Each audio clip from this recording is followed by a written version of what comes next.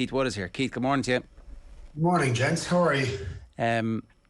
We need to cheat more. That was the conclusion yesterday when we were talking about the front row with Mike Ross. He was talking about England. We were like, what do you do when England are doing what they're doing? Because it's no good crying about it after a World Cup semi-final or a World Cup quarter-final if somebody does to it.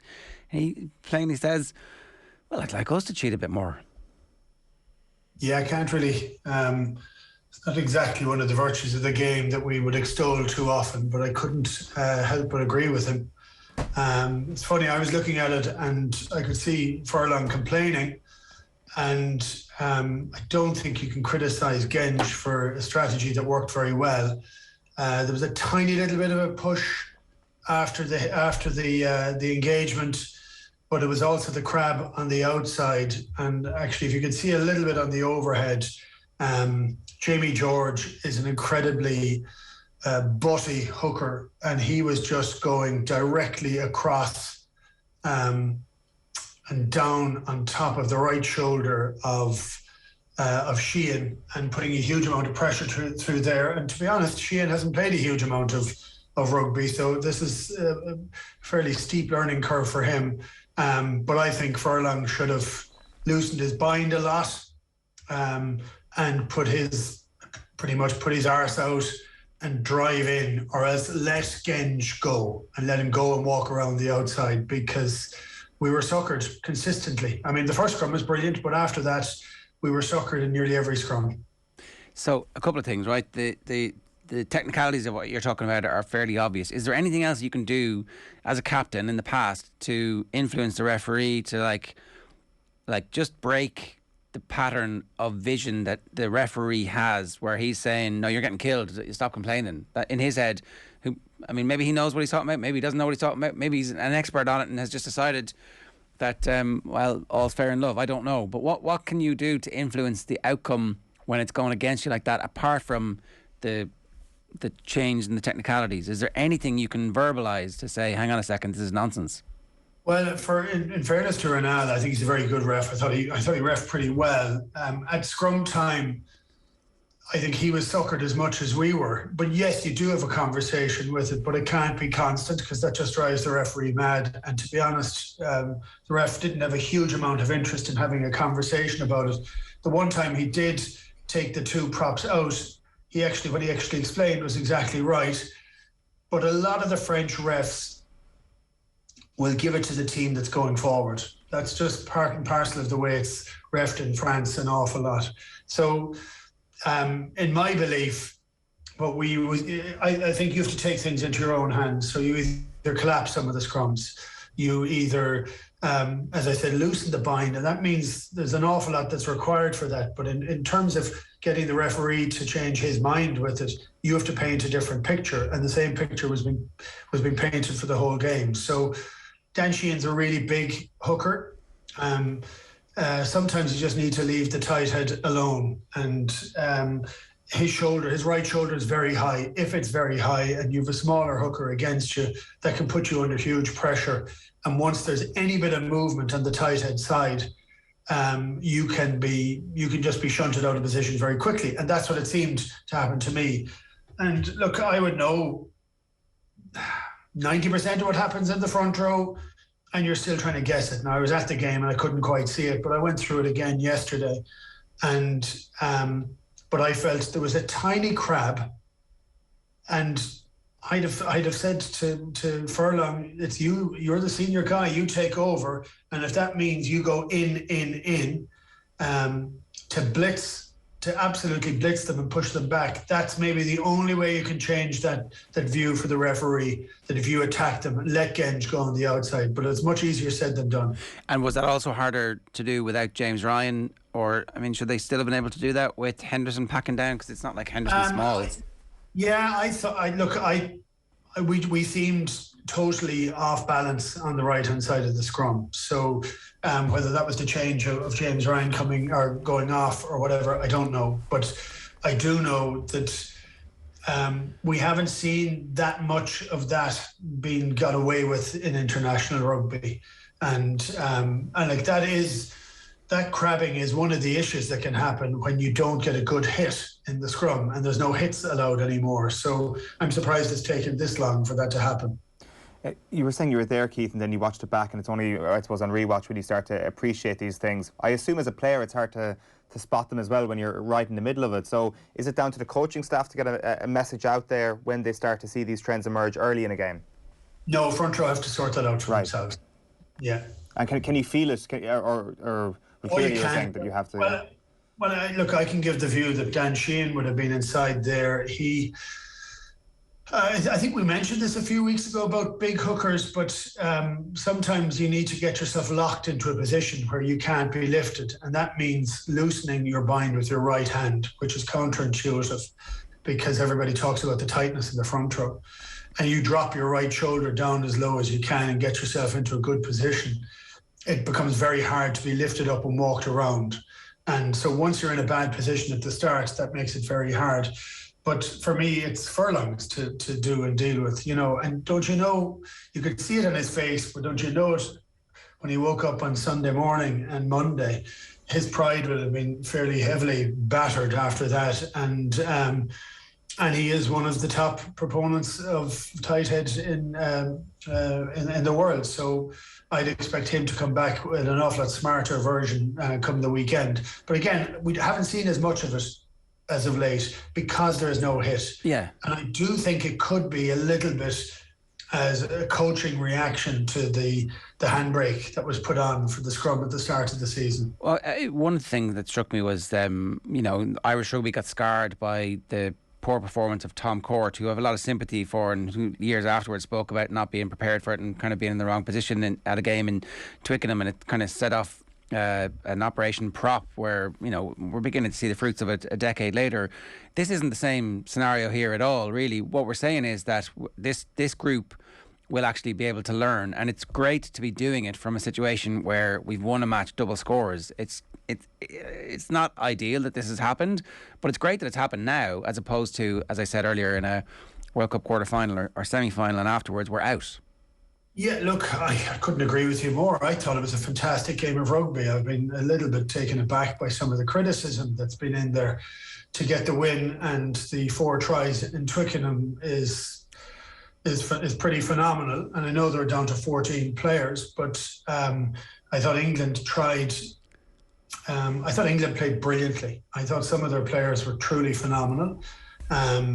I thought that they didn't try and play any rugby. They did a little bit for a few minutes and then stopped. And they tried to play a style that would keep them into a game and maybe get them over the game. And I thought it was fantastic. But I also thought that, you know what, there's something incredibly gratifying watching an Irish team making mistakes, but still willing to go for it again and again under the highest pressurized set of defence.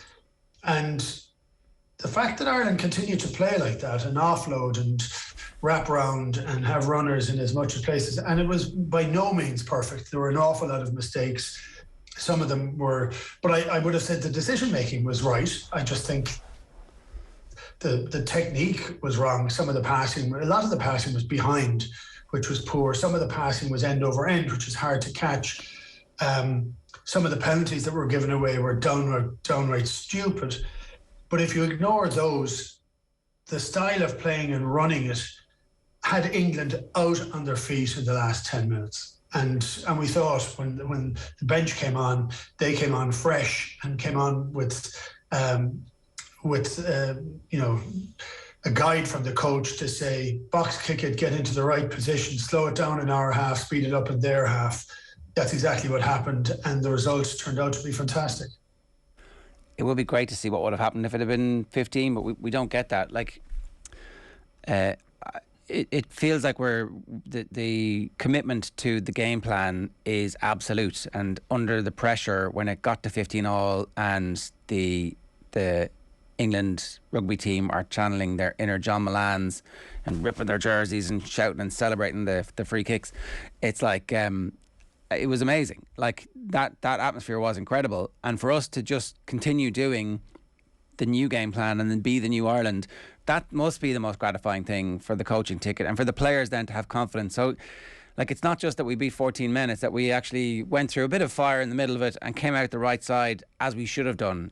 It's kind of, I don't know, it feels like it's a little bit more symbolic and confidence building than if we just won a game 19-16 on penalties. Well, there's a couple of things for me on that. On 72 minutes, Jack Conan scored a try. That's as good a try as you're going to see anywhere. The amount of phases, the amount of hands that ball went through, the lines that were cut, the spread from side to side to side. But it was on 72 minutes after we were under the cosh. Was pretty fantastic. Look, for me, this is part of a process to change to something else. The risk that was taken with the passes. So the criticisms I'll have, let's go for a few of those first. Running into contact without the ball in two hands meant 3 or 4 of the balls that were spilt were because there were offloads with one hand under a lot of pressure. Well, we know if we play an offloading game in the future and we try and play it as much as we do now, every single team will attack us. If we don't get that piece of technique right, that the ball is held in two hands, balls will be spilled all the time. So that's something that has to change. Some of the penalties that we gave away, hands in the ruck, hands in the line out, offsides, they're stupid penalties. If you're giving away a penalty, they need to be doing something of value. None of those were. But still, I'd go back to the idea that they want to offload constantly. It's fantastic, and we're going to make mistakes with it. You know, we're not used to this game at all, and we're only doing it for maybe 6 months, and a lot of these guys are 28, 29, or 35 or 36. So this isn't something they've been doing that they fall back on all the time. So, look, I love that idea that they wanted to keep going for it. I thought they were pragmatic. I thought Conor Murray, when he came on, I thought Gibson Park was brilliant. I didn't think he was man of the match, but I thought he was brilliant. I thought Conor Murray came on and played an entirely different style, but played it really well. So he kicked very well, but also he passed very quickly. I thought his pass for like a miss pass on the line to Caelan Doris or to Jack Conan for the try was excellent. But like, for me, it was exciting. In the crowd, it was exciting. And I can tell you how exciting it was once we got that first try over when Conan scored. Loads of the English players or English fans left. They all started streaming out of the ground.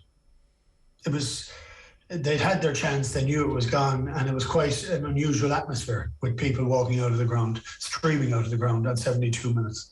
So, you know, when you say you silence the crowd, that definitely happened. What a great sight to see. We shouldn't take this for granted. We shouldn't be whining about we were terrible. It's like, you know, sport is imperfect. That's why we watch it.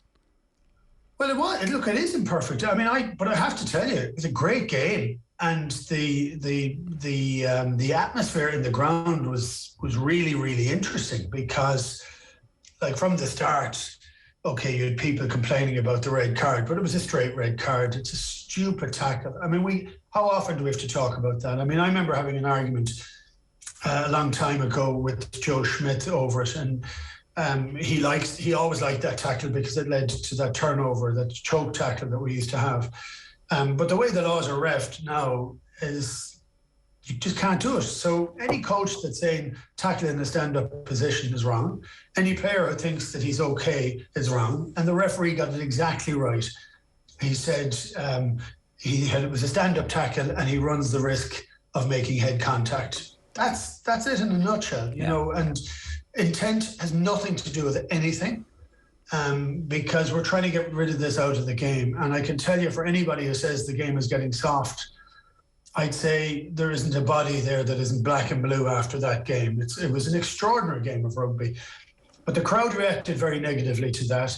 Then Ireland started incredibly well. I thought Dan Sheehan, 2 or 3 interjections down on the left wing were brilliant. And James Lowe, who, look, I wasn't the biggest fan of his. My God, is he growing into the jersey? I thought he was involved in a huge amount of things that were good. He played really, really well. Scored that cracking try. Of course, all the Irish went mad in the crowd. Then kind of lost our way a little because of the pressure and the fact that England weren't doing anything with the ball. It's very hard to do a lot when the only place we could do it in was deep down. But we still continued to do what we wanted to do. But the noise in the middle of the game, and the noise when it went to 15 all, and the singing, and it was an electric atmosphere. And then the last 10 minutes, Ireland blew them away. And the resignation in the stadium was something as well. And also there was jubilation from Ireland, but also kind of recognition that this was unbelievably tough test match. Yeah. And if we want to kind of like compound the positivity here as well, I guess England playing so well with 14 men suggests that there's more than a puncher's chance of them doing Ireland a big favour on Saturday. Yeah, look, I think England have huge capability. I think they're very frustrating to play against. Against France, it'll be interesting. They just, the one thing about England is they didn't look like they were going to threaten the line at all, and they need that in their box. They've only scored 2 tries in the Six Nations, apart from against Italy, and Italy always seems to go with an asterisk on these conversations. And against France, I could see them putting them under a huge amount of pressure.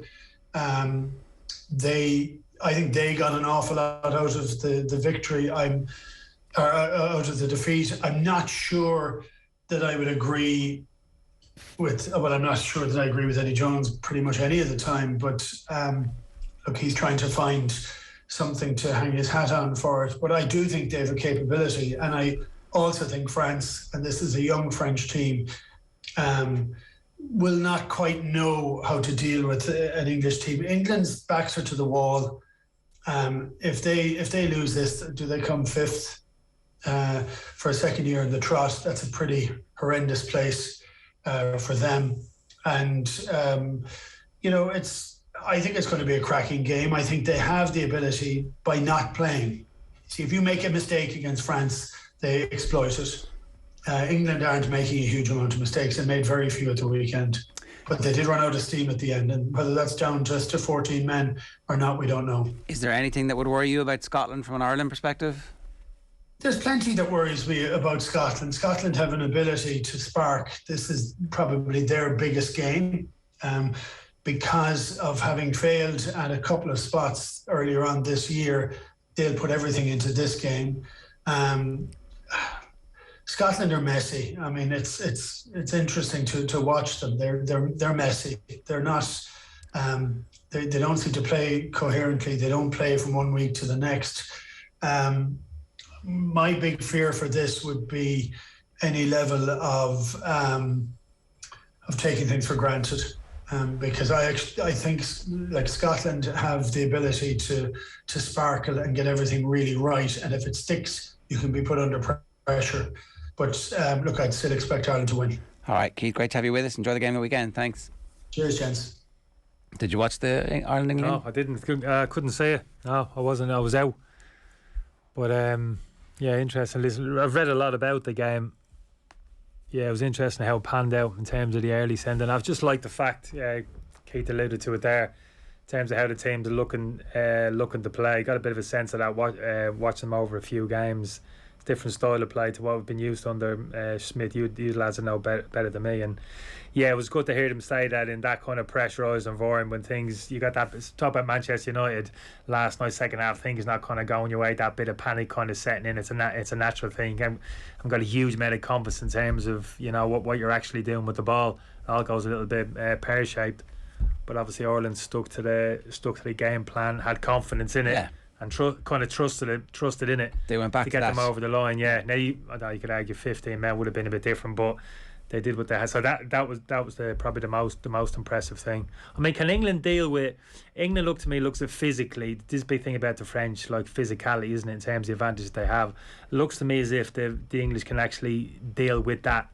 At least the French ain't going to physically run all over them. Is that a fair point to make? They are the precise straws that we are clutching at this week, Kenny. Yes. I think we hope they can. That's from an Ireland perspective. We really need that, because that will give England an opportunity to kick 5 or 6 penalties and potentially win the game.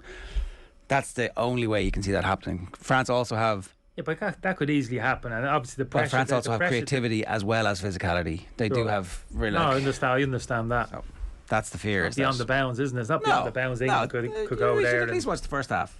When Ireland won the Grand Slam in 2009, they won it without having the best scoring difference. They currently have the best scoring difference in the Six Nations, and it's only happened once since then that a team wins the championship, or the team that has the best scoring difference doesn't win the championship. That was 2019, and England didn't do it. So it means absolutely nothing, what I just said there. But it's. I can't see our lads.